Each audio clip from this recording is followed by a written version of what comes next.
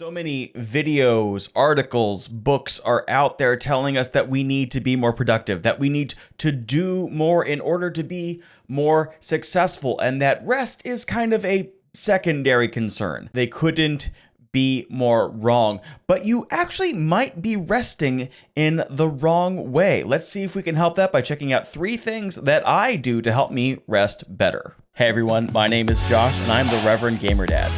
I'm a pastor, I'm a dad, I'm a gamer, live streamer, content creator. Basically, I wear a lot of hats. And this is just my way of sharing some of my journey with you, some of the things that I've learned along the way, and I hope you enjoy. Let's get to it. There are literally hundreds of YouTube videos out there to teach you tips, tricks, and hacks, all these things that we have to do in order to be more successful, to produce more, to be more productive. And I'm not gonna lie, I have watched a ton of those videos and I've applied them to my life and to the work that I do. A few months ago, I set out with a lot of really ambitious goals to be a better pastor, a better dad, a better content creator. And I was trying to do this while trying to be a human and to get in better physical shape and to eat better and stuff like that. All while trying to be a content creator, both for myself and an editor for my son's YouTube channel. So you can actually check him out down below. The URL is there, GGK, look him up on YouTube. But how am I supposed to do all of that and still have time to rest? And not just to rest, but to rest well, not just to lay around in bed and rot while playing on my phone. It's just so easy to do that though, isn't it? Long day, lots going on. I just need to tune it all out. So I'm just gonna sit there and I'm gonna scroll and scroll and scroll. Well, you get the idea. Now, I knew that wasn't going to be healthy in the long term. I knew that wasn't going to help me rest well so that I could achieve my goals. But what could I do instead? How could I rest better? Now, as I said at the beginning of this video, one of my big ambitious goals for this year is to get in better physical shape, to increase my fitness, and to take care of myself a little better. And so, as I said before, watched a lot of YouTube videos, read a lot about how I can do that best. Now, I have been going to the gym 4 to 5 times a week. I drive the 10 minutes it takes or so to get to the gym, and I work out, really hard, and I put a lot into it.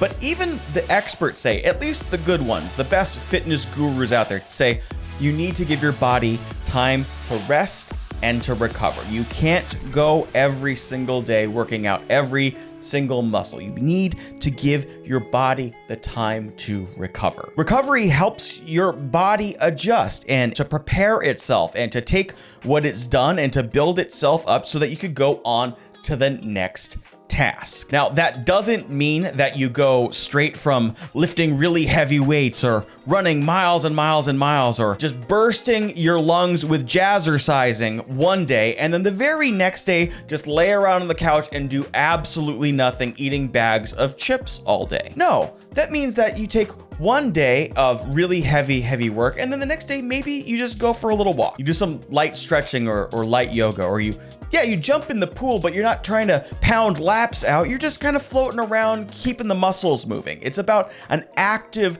recovery and rest rather than just going from 100% to 0% from one day to the next. This is something that helps equip and prepare you for the next challenge so that the next time you approach and attack your goals, you're better prepared to do it. So I started to ask myself, well, what does that principle look like in the rest of my life? How can I apply that active rest, that active recovery to things that aren't just physical fitness and going to the gym? And so I came up with a method that I am calling Recover, Don't Rot. And it's a way of taking our downtime, our rest time, and making it work for us rather than just sitting around and doing absolutely nothing and numbing our brains, our minds, and our bodies.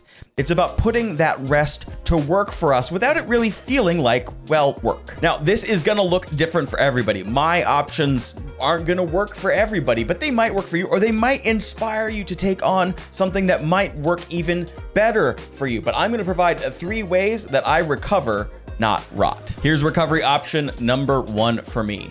It's learning. Now, I can almost already hear the arguments right now. Learning isn't recovering. Learning isn't rest. That just sounds like a work called something else. It's a different kind of work, but that's still working hard at something if you're trying to learn something new. Well, that's only if you're doing it wrong. See, I have a lot of things that I'm trying to improve in my life. I'm trying to improve my physical fitness. Tied into that, I'm trying to improve my cooking and learn how to do that better. I am trying to learn how to be an even better YouTube and content creator. And all those things you got to learn about. So when it's time to rest and recover, one of the first things that I try to do in those times is to learn more about these things and these goals that I'm trying to achieve. But I don't do it by sitting down and knuckling down and grabbing a book or getting really serious about it all. Instead, I try to do it in a way that I enjoy. One of the things I do most is I find creators who are entertaining, who are fun, who are talking about these things that I care about in spaces like this one on YouTube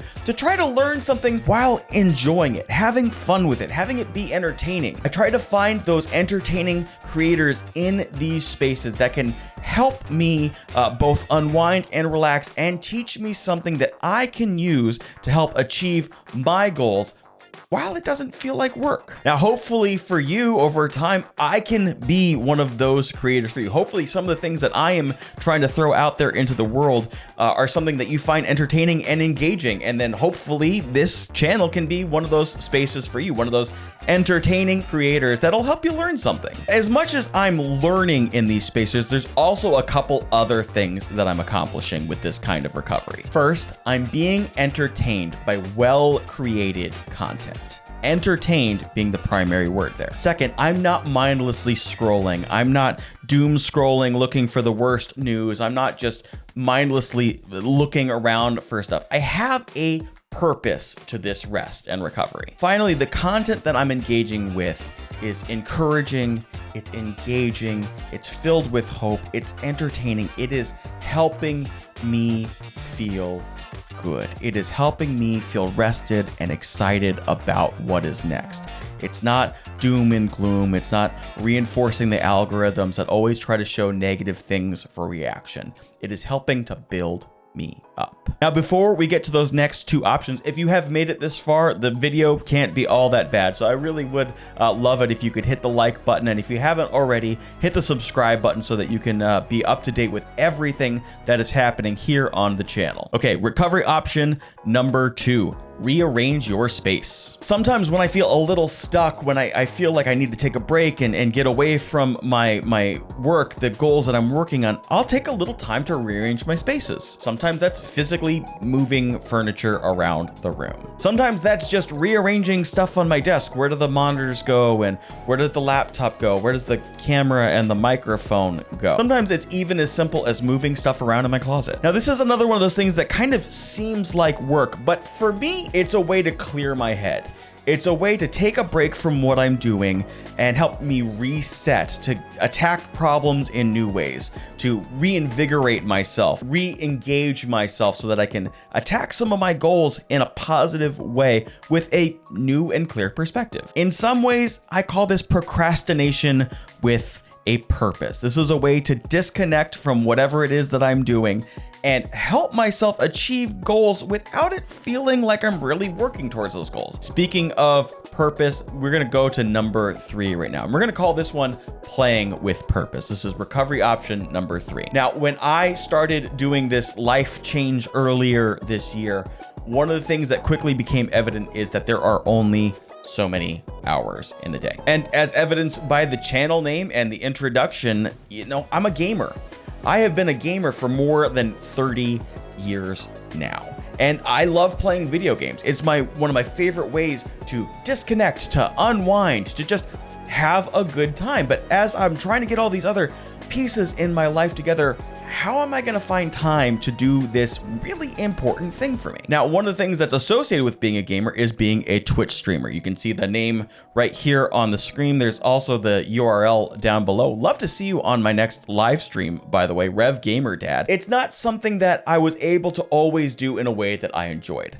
See, for a number of years, I spent my Twitch career trying to play games that I thought would get me noticed, or play games that would get me some success, get me more viewers, something that I could do to have a little bit of extra money or something like that. And yeah, some of that's still part of my goal, but I wasn't playing games just because I loved them. And because of that, I had my streaming game time, and then I also had just my personal gaming time, the time when I just play what I wanted to.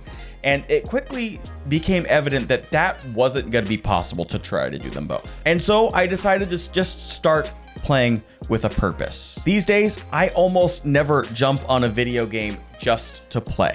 It's always on my Twitch channel. I'm live streaming it. I'm using it to engage with digital communities that I gain here on YouTube, my digital community that I have there, with friends, with family, with people that I know online, or people who just randomly show up.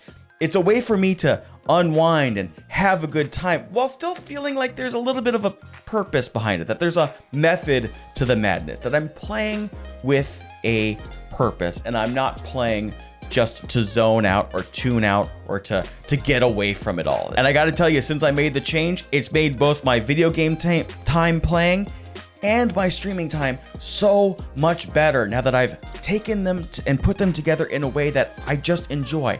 I'm just doing it because I love it.